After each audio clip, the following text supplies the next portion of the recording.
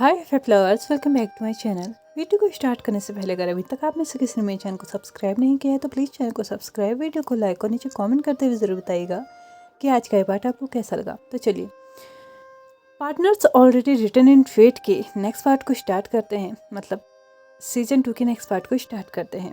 लेकिन प्लीज़ आप लोग से रिक्वेस्ट है कि एटलीस्ट रिएक्ट कर दिया कीजिए, कमेंट कर दिया कीजिए, क्योंकि आप लोग कमेंट करेंगे तभी तो मैं मोटिवेट होंगी और तभी तो आप लोग के लिए न्यू पार्ट्स लेके आया करूँगी ना। तो चलिए आगे बढ़ते हैं और आज के पार्ट को स्टार्ट करते हैं। लास्ट पार्ट में हमने देखा था कि यहाँ पे लैन वांगजी और उसके ब्रदर उस शादी के बारे में बात कर रहे थे कि क्या लैन वांगजी को ये शादी करनी है या नहीं। लेकिन लैन वांगजी इस बारे में कुछ भी स्पेसिफिकली नहीं बता पाता है।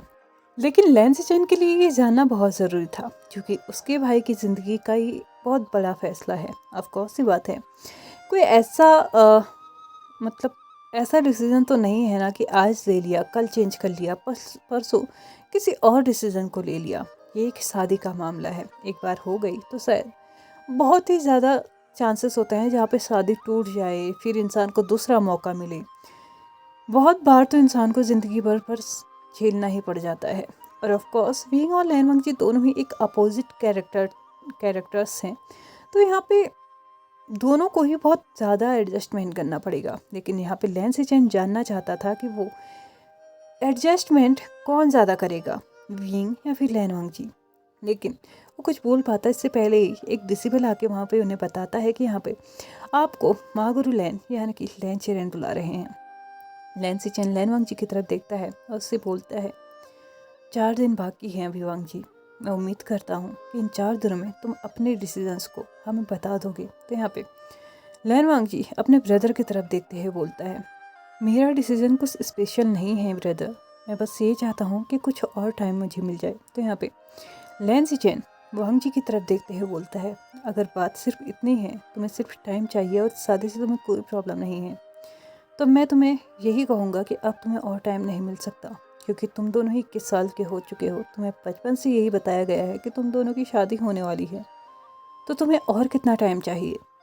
अगर तुम्हें शादी नहीं करनी है तो क्लियरली बताओ, लेकिन ऐसी चीज़ों को मत बोलो, क्योंकि ये हम में से कोई भी नहीं कर पाएगा। तुम्हें कोई स्पेशल टाइम अब और नहीं दिया जा सकता। ऐसा कहते हुए वो अपनी शॉर्ट को हाथ में पकड़ते हैं और वो उस डिसिबल के पीछे पीछे जाने लगते हैं। डिसिबल आगे जाके अपने काम पे लग चुका था और लैन सिचेन अपने अंकल के रूम में जा चुके थे।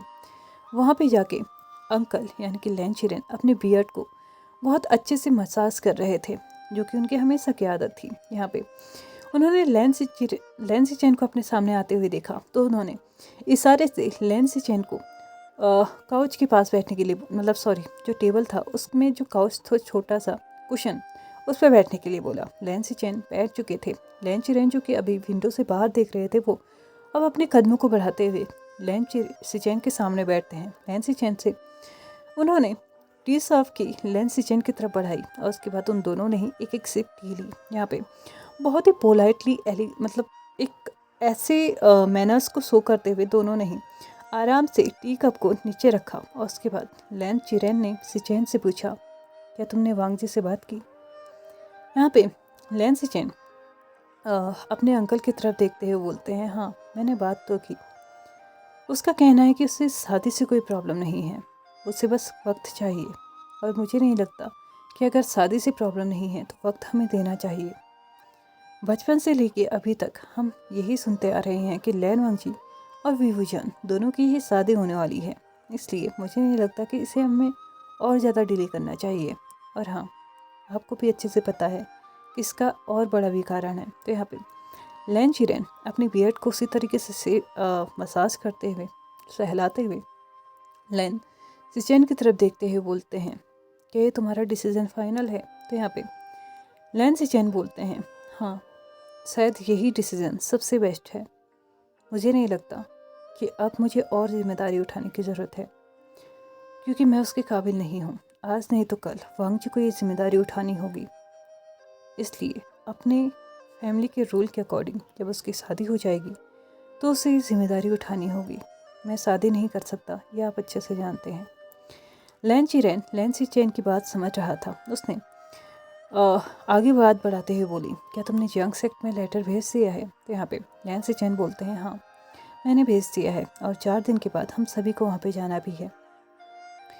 यहाँ पे लैन चिरेन एक गहरी सोच में पड़ चुका था। वो अपने मन में ही सोचता है, क्या विंग ने वो सारी चीज़ें करना स्टार्ट किया होगा जो कि मैंने उससे कहा था। लैन चिरेन हर महीने वी बुजियान को एक एक लेटर लिखा करता था, जिसमें वो उसके ख़ानदान के कायदे कानून वगैरह वगैरह ये सारी चीज़ें बताया करता था। साथ ही साथ उसे याद दिलाया करता था कि लैंस एक्ट में 3000 रूल हैं और उनको फॉलो करना तुम्हारा सबसे बड़ा कर्म होगा, सबसे बड़ा धर्म होगा। तुम्हें यहाँ पे आके अपने रूल रेगुलेशंस को सबसे पहली प्रायोरिटी देनी होगी। तुम्हें लोगों के सामने एक मिसाल कायम करनी होगी कि तुम यहाँ के लिए एक परफेक्ट इंसान हो। हालांकि लैन चिरेन विंग को ज़्यादा पसंद नहीं किया करता था, लेकिन ऐसा नहीं है कि वो उससे नफरत करता था। वो बस उसके बचपने से, उसकी शैतानियों से, उसकी नौटी हरकतों से ना बहुत ज़्यादा परेशान रहता था। इसलिए काफ़ी हद तक वो भी इस रिश्ते के बारे में बहुत बार सोच चुका था। लेकिन लैनवांग जी की माँ ऐसा चाहती थी, यानी कि उसकी सिस्टर इन लॉ ऐसा चाहती थी, इसलिए उसने इस चीज़ को बहुत अच्छे से एक्सेप्ट किया था। और साथ ही साथ विंग उसके लवर उसके प्यार, उसके लव का बेटा था, तो वो उसको बहुत ग्लैडली एक्सेप्ट करना चाहता था। वो चाहता था कि जिस तरीके से वो कभी भी कांग से सैरन को पैम्पर नहीं कर पाया, जिस डर की वजह से वो उसको इस सेक्ट पे नहीं लेके आ पाया, वो उस डर की वजह से अब विंग को इस सेक्ट से दूर नहीं रख सकता है।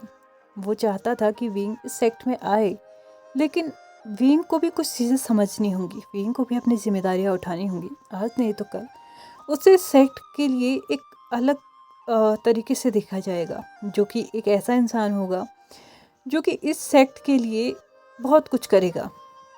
मतलब बहुत सारे लोगों को उसे सिखाना भी होगा, अपना एक लाइव प्रमाण देना होगा कि वो उसकी तरह बने। साथ ही साथ आने वाले टाइम पे वही तो होगा जो इस सेक्ट को हायर देगा। इसलिए उससे ना लैन चिरेन को बहुत सारी एक्सपेक्टेशंस थी और उसने उन सारी एक्सपेक्टेशंस को ना लेटर की तरफ विंग के पास भेज भी दिया था। ये 4 दिन कैसे निकले किसी को पता ही नहीं चला। जंग सेक्ट में बस तैयारियां चल रही थी कि आज लैंड सेक्ट वाले लोग आने वाले हैं, तो उनको बहुत सारी चीज़ें करनी थी, बहुत सारी तैयारियां करनी थी। उनके स्वागत में कोई भी कमी नहीं रहनी चाहिए थी। दूसरी तरफ विंग एक अलग से जोन में जा चुका था। उसे ऐसा लग रहा था कि अब उसकी लाइफ पूरी तरीके से चेंज होने वाली है। मतलब जहाँ पे वो इतना उछल कूद करता था, कभी भी नदी में जाना, कभी भी वहाँ से लोटस के पत्तों को तोड़ लाना या फिर फ्लावर्स को तोड़ लाना या फिर उसके बीजों को निकाल के खा लेना, कुछ भी कर सकता था। वो यहाँ पे मार्केट में घूम सकता था, लोगों के साथ फ्लर्टिंग कर सकता था, लोगों के साथ लड़ झगड़ सकता था, अपने स्पेशल टैलेंट को यहाँ पे दिखा सकता था। लेकिन शायद अब उसके पास ऐसे चांसेस नहीं रहेंगे, क्योंकि अभी तक वो एक सन था और आने वाले टाइम पे वो एक सन इन लॉ होगा। और स्पेशली बात ये थी कि वो एक ओमेगा है, मतलब एक लड़की की तरह से बिहेव करना होगा, उससे बिल्कुल अपने आप को कम्प्लीटली चेंज करना होगा। और इस सारी चीज़ों को उसके दिमाग में डालने वाला कोई और नहीं, लैन चिरेन था। उसने विंग के दिमाग में इतनी सारी चीज़ें भर दी थी ना कहीं लैन चिरेन के उन लेटर्स की वजह से विंग के दिमाग में ना एक बात आ चुकी थी कि अब बहुत जल्दी ही उसे घुट घुट के जीना होगा। लेकिन उसे वो घुटन भी बहुत अच्छी लगेगी अगर लैन वांग जी उसका साथ दे तो। यहाँ पे फाइनली जंग सेक्ट में लैन सेक्ट के लोग आ चुके थे। कुछ सीनियर डिसिबल्स थे, कुछ नॉर्मल लोग थे, लैन चिरेन, लैन सिचेन और लैन वांग जी। विंग और जेन चेंग, जेन यांगली अपने कुछ सीनियर डिसिबल्स के साथ यहाँ पे उन सभी के स्वागत के लिए खड़े थे। सभी ने उन लोगों का स्वागत किया, उन्हें अंदर आने का न्योता दिया। अंदर आराम से उनका आदर सत्कार हुआ। विंग अपनी नज़रों को छुपते छुपाते लैनवांग जी की तरफ देख रहा था, लेकिन लैनवांग जी ने एक बार भी अपनी नज़र उठा के विंग की तरफ नहीं देखा था। उसे जिस सीट पे बैठाया गया था वो बहुत पोलाइटली और बहुत ही मैनरफुल पर्सन की तरह वहाँ पे बैठा हुआ था। यहाँ पे अब बारी आ चुकी थी शादी के बारे में बात करने की। ऑफ कोर्स पहले की स्टोरी है तो कुछ डाउरी वगैरह की भी बात होगी और कुछ रीति रिवाजों की भी बात होगी, ट्रेडिशंस की बात होगी, अपने अपने तरफ की चीज़ों की यहाँ पे बात होगी। शादी कहाँ पे होगी, कहाँ जाके चीज़ें होंगी, हर एक चीज़ की बातें यहाँ पे होने लगी थी। धीरे धीरे धीरे यहाँ पे विंग को जंग सेक्ट से क्या मिलेगा, लैन सेक्ट से क्या मिलेगा, ये सारी चीज़ें बातें यहाँ पे हो रही थी। साथ ही साथ शादी कहाँ पे की जाएगी, ये बातें भी यहाँ पे हो चुकी थी कि शादी जंग सेक्ट में ही होगी और विंग को जैन सेक्ट से विदा होके ही लैन सेक्ट में आना होगा। यहाँ पे विंग अपनी नज़रों को कभी इधर कभी उधर घुमा घुमा के लैन वांग जी को देख रहा था और लैन वांग जी एकदम कोल्ड फेस के साथ अभी भी बिल्कुल वैसे ही बैठा हुआ था जैसे कि वो पहले बैठा हुआ था। मतलब ना ही कोई इंटरेस्ट था इस बात पे, इन बातों पे, ना ही कुछ अपनी राय दी थी। बस एकदम ऐसे बैठा हुआ था जैसे कि यहाँ पे उसको एक बैठना है, उसकी प्रेजेंस यहाँ पे ज़रूरी है और इसीलिए उसको यहाँ पे बैठना है। विंग को बार बार लैन वांग जी को देखना अच्छा तो लग रहा था, लेकिन उसके बावजूद कि लैन वांग जी उसको नहीं देख रहा है ये उसे बिल्कुल भी अच्छा नहीं लग रहा था। हालांकि अपने अंदर की फीलिंग्स को अभी तक वो नहीं जानता था। ऐसा नहीं है कि वो नहीं जानता था, लेकिन हाँ कहीं ना कहीं उन फीलिंग्स की वजह से ना वो स्कैर्ड भी था कि कहीं ऐसा ना हो कि उसकी फीलिंग्स यहाँ पे डेवलप्ड होते जा रही हैं और सामने वाला इंसान उसकी तरफ देखना तक मंजूर नहीं कर रहा है, उसे पसंद नहीं आ रहा है। लेकिन वो भी लैन वांग जी के हैबिट को बहुत अच्छे से जानता था। लैन वांग जी कभी भी अपनी बातों को मुंह पे नहीं लेके आ सकता है, वो अपने आंखों से अपने दिल के हाल को बयान नहीं कर सकता है। इसलिए लैन वांग जी के साथ डील करना बहुत ज़्यादा मुश्किल होगा, ये विंग पहले से जानता है। लेकिन फिर भी एक्सपेक्टेशंस एक ऐसी चीज़ है जो इंसान की कभी ख़त्म नहीं होती। किसी भी जगह पे उसकी एक्सपेक्टेशंस स्टार्ट होती हैं और यहाँ पे लैन वांग जी और विंग इन दोनों की शादी होने वाली थी, तो कहीं ना कहीं विंग ये चाहता था कि वो एक ऐसे कपल की तरह, मतलब जैसे कि वो गाना नहीं है, सब से छुपा के इधर उधर से मुझे को ही देखे चोर नजर से, बात लबों पे है रुकी।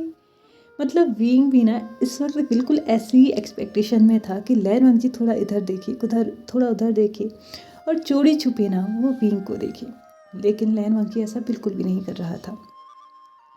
शादी की सारी जितनी भी चीज़ें थी यहाँ पे पूरी हो चुकी थी। शादी की जितनी भी बातें होनी थी वो पूरी हो चुकी थी। विंग के लिए वहाँ से जितने भी गिफ्ट्स आए थे वो विंग को दे दिए गए थे और सभी सर्वेंट्स ने मिलकर वो विंग के रूम में भी रख दिए थे।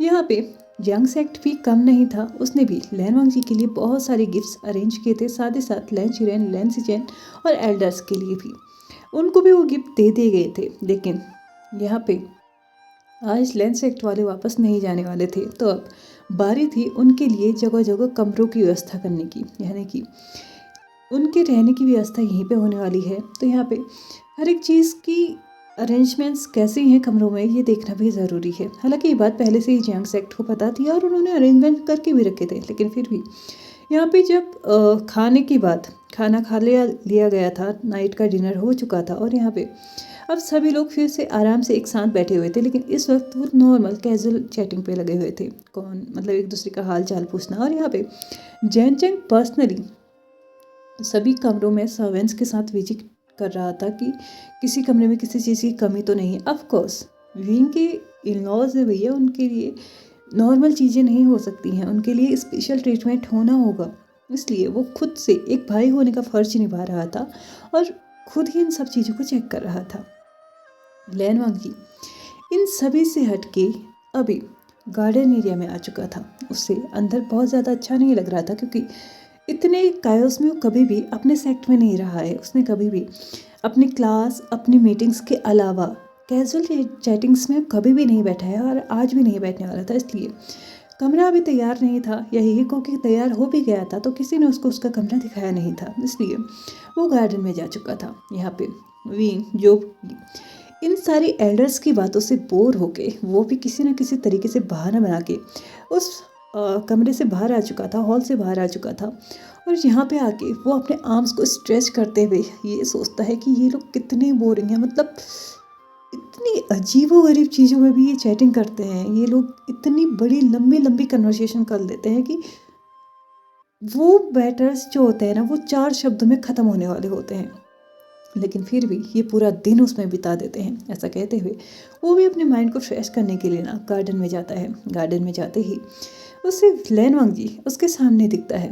वो अपने थोड़े से मतलब नर्वसनेस के साथ, थोड़ी सी घबराहट के साथ और साथ ही साथ हल्की सी जो एक फीलिंग थी ना, बटरफ्लाई जो उसके पेट पे थोड़े थोड़े से चल रहे थे, गूज़बम्प्स उसकी बॉडी पे जो हल्के हल्के से आ चुके थे, उन्हीं के साथ उसने अपने कदम को आगे बढ़ाया और लैन वांगजी जो कि यहाँ पे फूलों के आगे खड़ा था और उन्हें एक एक तरीके से देख रहा था कि कौन सी वैरायटी है, किस कलर का फूल है, किस तरीके का फूल है, किस प्रजाति का है, क्या इन्हें हम अपने भी सेक्ट में ग्रो कर सकते हैं, ये सारी चीज़ें वहाँ पे सोच रहा था।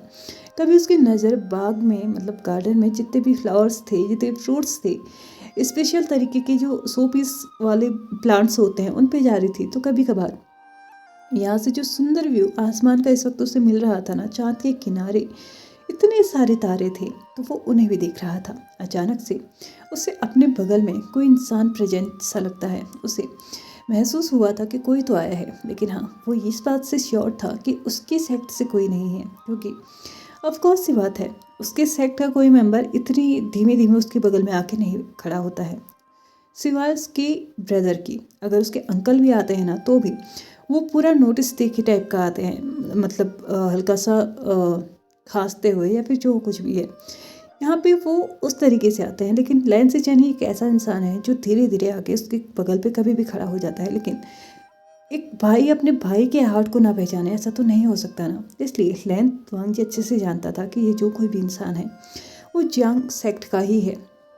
उसने टर्न होके विंग की तरफ देखा तो उसने विंग से बोला, तुम यहाँ? विंग ने लैन वांगजी की तरफ देखा, उसके बाद बोला, अंदर में थोड़ा बोर हो गया था इसलिए मैं बाहर आ गया, लेकिन मुझे नहीं पता था कि तुम भी यहाँ पे हो। तो यहाँ पे लैन वांगजी विंग से बस नोट करता है कि हाँ, मतलब वो भी यहाँ पे है। तो यहाँ पे विंग लैन वांगजी की तरफ देखते हुए कुछ पूछना चाह रहा था, लेकिन उसके शब्द उसका मतलब साथ ही नहीं दे पा रहे थे। वो इधर उधर की बातें करने लगा था, जैसे कि फ्लावर्स कितने स्वीट हैं, तुमने उस पेड़ के फलों को चखा है, वो कितने स्वीट होते हैं, कितने टेस्टी होते हैं। हमारे यहाँ जो तालाब है उसमें कमल खिलता है, कमल के फूल खिलते हैं, कमल के जो दाने होते हैं वो खाए जाते हैं। ऐसे ऐसे बहुत सारी रैंडम चीज़ों पे विंग बस बातें कर रहा था। और लैन वांगजी विंग से परेशान होकर थोड़ी देर में, मतलब जब विंग अपनी बातों को कंटिन्यू कर रहा था, तो वो बीच में ही कट ऑफ करते हुए बोलता है, तुम्हें अपनी आदत बदलनी होगी विंग। मुझे नहीं लगता कि इस आदतों के साथ तुम लैन सेक्ट में एडजस्ट कर पाओगे। विंग एकदम से चुप हो चुका था। वो तो ये जानने की कोशिश कर रहा था कि क्या लैन वांगजी और उसके बीच में कुछ नॉर्मल कन्वर्सेशन भी हो सकती है या नहीं। लेकिन यहाँ पे लैन वांगजी ने तो यहाँ पे चीज़ों को शुरू होने से पहले ही ख़त्म कर दिया था। मतलब क्लियर था कि लैन वांगजी इन सारी चीज़ों में बिल्कुल भी अच्छा नहीं है, या फिर उससे इन सारी चीज़ों में कन्वर्सेशन करना बिल्कुल भी पसंद नहीं है। अब विंग ने अपने हेजिटेशन को दूर रखते हुए लैन वांगजी की तरफ देखा और उससे क्वेश्चन किया, मुझे तुमसे एक्चुअल में कुछ और पूछना है, क्या मैं पूछ सकता हूँ? लैन वांगजी ने नोट किया और विंग ने क्वेश्चन किया, क्या तुम शादी के लिए तैयार हो? तो यहाँ पे लैन वांगजी ने विंग की तरफ देखते हुए बोला, मुझे नहीं पता, लेकिन मैं इतना ज़रूर जानता हूँ कि अगर शादी हुई तो मुझे काफ़ी टाइम लगेगा तुम्हारे साथ एडजस्ट होने में। विंग ने लैन वांगजी की तरफ देखते हुए उसकी आंखों में आंखें डालते हुए डायरेक्टली बोला, एडजस्ट होने में या फिर मुझे एक्सेप्ट करने में?